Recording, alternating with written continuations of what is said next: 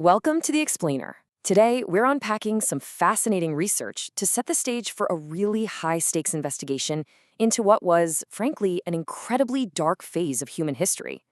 I want you to just imagine for a second a time when waking up in the morning simply meant fighting for your life, an era where being a human ancestor was quite literally a curse, and every single day was just a brutal test of endurance against absolute monsters. Okay, let's dive into this. 12.8.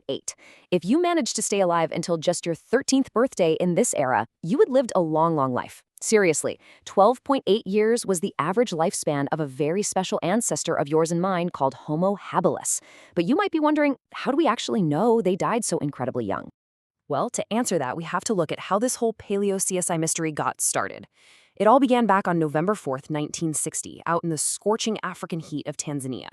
A 20-year-old guy named Jonathan Leakey was excavating an Olduvai when he unearthed a jawbone with 13 teeth still in it. Using some really sophisticated potassium-argon dating, scientists confirmed this fossil was about 1.8 million years old. And as the decades rolled on into the early 2000s, this one isolated find expanded into a massive scientific inquiry, with 26 additional skeletons of this exact same creature gathered for intensive study. Now, who exactly were these creatures? Despite dying so young, their wrist bones and thumbs proved they could touch the pads of their thumbs with their other fingers. They were handymen, capable of complicated motor movements like crafting tools. And because they could do that, their brain size had to be larger. Compared to an average chimpanzee at roughly 400 cubic centimeters, Homo habilis boasted a brain size of 600 to 710 cubic centimeters. So they were very distinctly on the path to becoming us. But here's the catch. A being who could make tools? How could they die at such a delicate age? Physical anthropologist Laura Monica Martinez was determined to find out. She extracted data from 116 ancient permanent teeth. It's kind of like recovering files from a badly broken hard drive. She measured enamel erosion, which wears away at a very predictable rate over time. She analyzed microscratches on the buccal teeth, those are your cheek side teeth, under powerful microscopes. And finally, she calibrated all this data against the genetic food habits of other hominins and cross-verified the whole shebang with computers. And wow, the results of her rigorous methodology revealed a really grim reality. Out of the samples analyzed from 20 individuals, the average age of death was a staggering 12.8 years. Mostly, they died between the tender ages of 10 and 14. Only one single fossil reached 25, and absolutely zero reached 30. And remember, they actually excluded milk teeth from the study.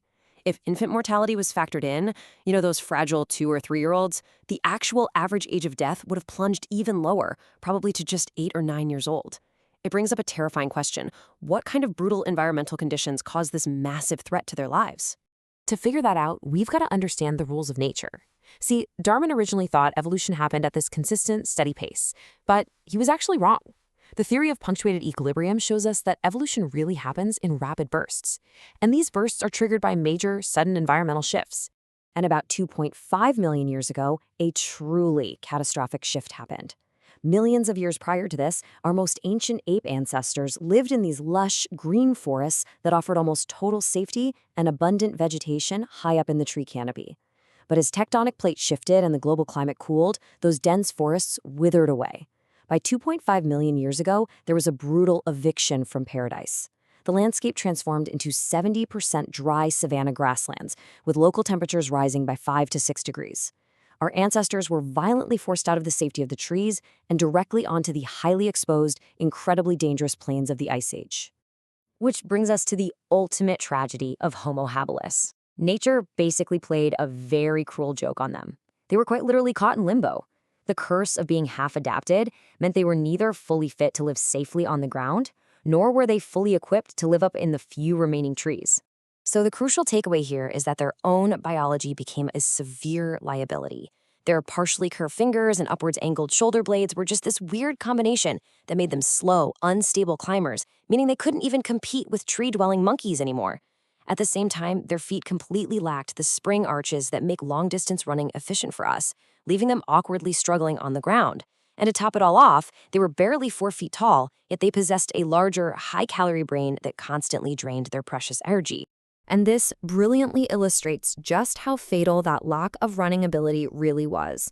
On the ground, Homo habilis could hit a top speed of maybe 25 kilometers per hour, But within just a 10-kilometer radius, there were highly aggressive savanna predators easily capable of running twice as fast. They were completely outpaced and hopelessly disadvantaged in a wide-open landscape where literally any predator could spot them from miles away. Which, of course, brings us to the neighbors, the creatures that shared this arid open land. And listen, this wasn't a savanna with a few lions and leopards like we see today. The number of apex predators back then was more than double. So let's take a quick walk through the Pleistocene Monster Gallery. We are talking about giant, hyper-specialized nightmares here. First, you had giant hyenas. These were cunning pack hunters with jaws so unbelievably strong, they crunched the bones of mammoths like potato chips. Then you had Dianophilus, a saber-toothed cat designed specifically to kill primates. It could climb right up into the trees and use its teeth not to bite the throat, but to directly shatter hominin skulls. We actually have fossils with its exact puncture marks in them. And if that wasn't terrifying enough, there was Megalantharian whitey, carrying out flawless surgical strikes from the bushes to sever the carotid artery in a single devastating blow.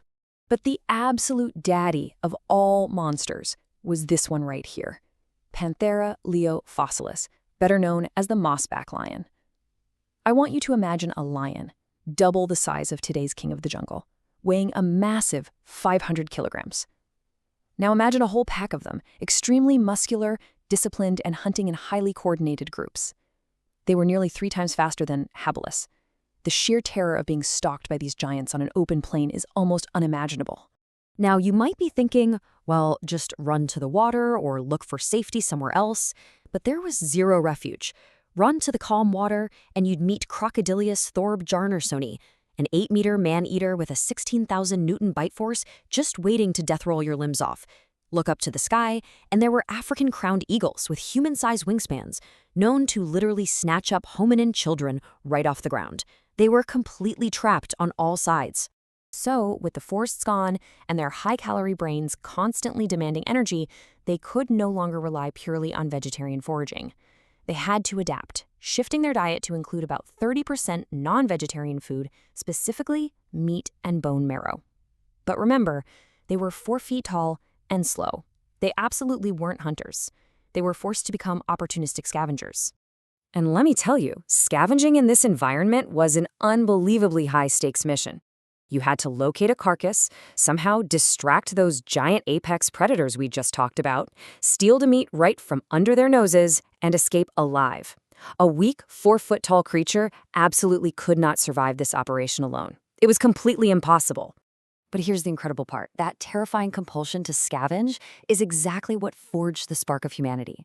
It demanded unprecedented group cooperation and coordination. You needed more eyes, more hands, fast action. And because of this, the Broca's area of their brain developed, giving rise to primitive communication, sounds, and gestures. This intense evolutionary pressure drove the eventual leap from Homo habilis all the way to Homo erectus. It was this rapidly developing intelligence that paved the way for advanced tools, the mastery of fire, and the ability to finally migrate out of Africa. I just want to pause for a second and really let this powerful quote sink in. We survived not by the force of strength, but by the force of intelligence. Our ancestors didn't outlast the monsters of the Ice Age because they were bigger or faster or had sharper claws. They outlasted them because they learned to work together. They used their minds. Which leaves us with a final, pretty provocative question to think about.